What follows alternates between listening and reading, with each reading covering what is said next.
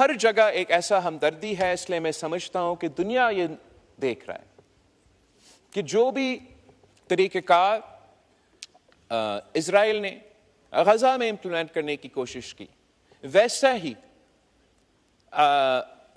मोदी ने कश्मीर में करने की कोशिश की, और इसकी वजह से एक हमदर्दी पैदा हो रहा है। और मैं उम्मीद करता हूं कि हम ये जद्दोजहद जारी रखेंगे और इंशाअल्लाह ताला हम कश्मीर के अवाम को इंसाफ दिलवाएंगे। जो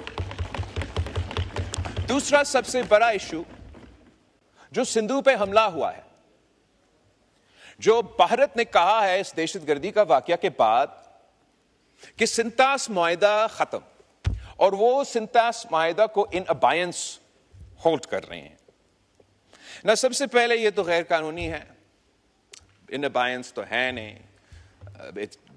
Indus water treaty even today is binding on India and Pakistan. मगर सिर्फ ये धमकी देना कि हम पाकिस्तान का पानी रोकेंगे, सिर्फ धमकी देना, ये धमकी ही यूनाइटेड नेशंस की चार्टर की खिलाफ वर्जी है। ये गैर कानूनी है, ये भारत नहीं कर सकता। इस धमकी पे अमल दरामद करने से अगर खुदा ना खास्ता भारत ये फैसला करता है कि इसने इस धमकी पे अमल दरामद करना है, तो हमने अभी इनको जंग में हरवाए हैं, हमें एक और जंग लड़ना पड़ेगा। और उस जंग के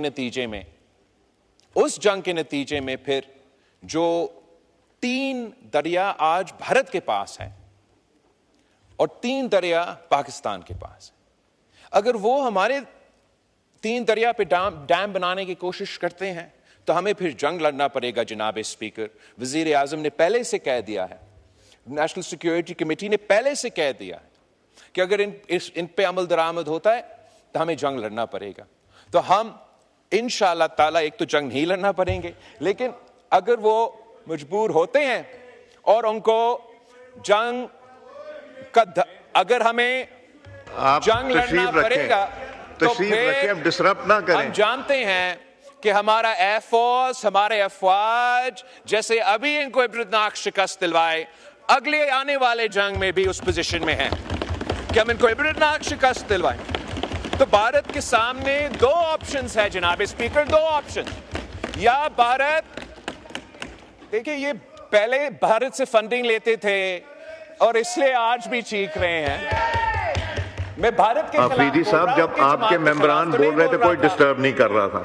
ये don't force me to take action, please don't do that. नहीं जी, बात कीजिए, कोई जरूरत नहीं बात सुनने की। नहीं, आई डोंट नीड टू। जी बिलावल साहब, जहां तक भारत के लिए और मुल्क के अंदर जो भारत के सहूलतकार है उनके लिए 2 ही ऑप्शंस हैं, 2 ही ऑप्शंस। इन्होंने फाटा पे बात नहीं, मैं नहीं बात करने दूं। इनको फाटा पे बात करनी थी, मैंने करने दी। 1 दफा 2 दफा इन्होंने कहा एप्लीकेशन लिख के देनी, फाइनेंस मिनिस्टर साहब से मीटिंग इनकी अरेंज करा दी। अब ये प्रोसीडिंग्स अगर डिसरप्ट कर रहे हैं तो this is very unfortunate and very unethical. जी बिलावल साहब। एनीवे जनाब speaker, I am happy to ignore them. आप भी इग्नोर करें, अवाम भी उनको इग्नोर ही कर रहे हैं। मैं पानी पे बात करना चाहूंगा, भारत पे। भारत ने जो इस के बाद अब भारत के लिए 2 ही ऑप्शंस हैं, 2 ही ऑप्शंस।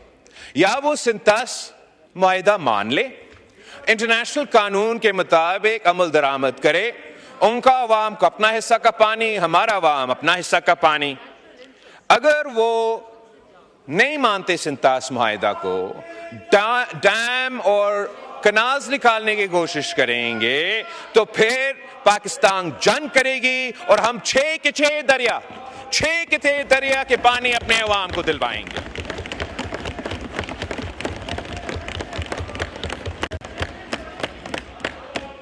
तीसरा इश्यू जनाब स्पीकर, वो दहशतगर्दी का इश्यू है। और भारत ने यह कोशिश किया कि दहशतगर्दी का इल्जाम पाकिस्तान पे लगाए और उनका हमला को जस्टिफाई करें। इस मैदान में भी जनाब स्पीकर, मैं फख्र के साथ कह सकता हूं कि भारत हार चुका, पाकिस्तान जीत चुका। भारत का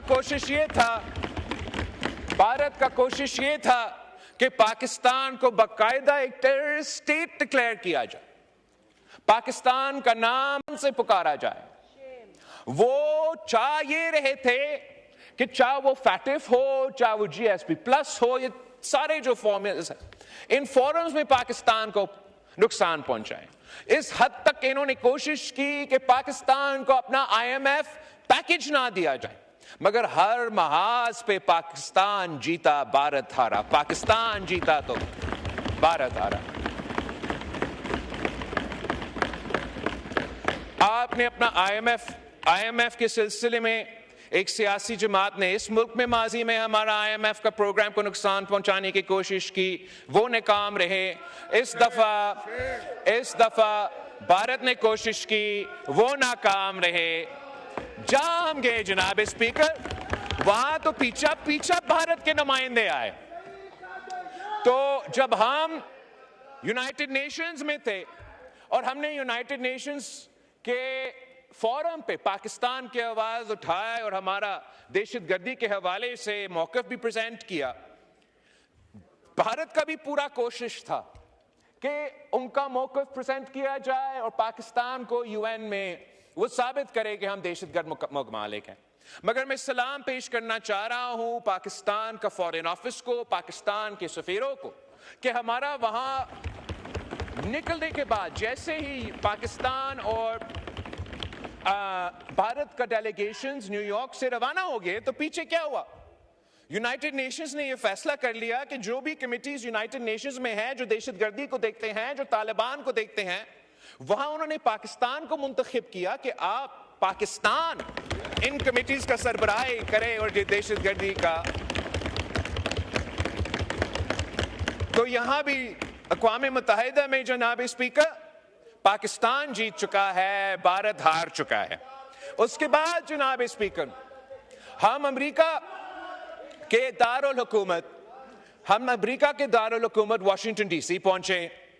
वहां इजराइल लॉबी के बाद अगर कोई बड़ा लॉबी है तो वो इंडियन लॉबी है, और वो इंडियन लॉबी, इजराइल लॉबी और भारत की कमेटी ने मिलकर पूरी कोशिश की कि पाकिस्तान को बदनाम करे, पाकिस्तान को नुकसान पहुंचाए और भारत की बयानिया को कहीं न कहीं से, स्टेट डिपार्टमेंट से, व्हाइट हाउस से, कांग्रेस में, किन थिंक टैंक से, कहीं न कहीं से भारत का मौक़िफ़ को कोई न कोई सपोर्ट करे।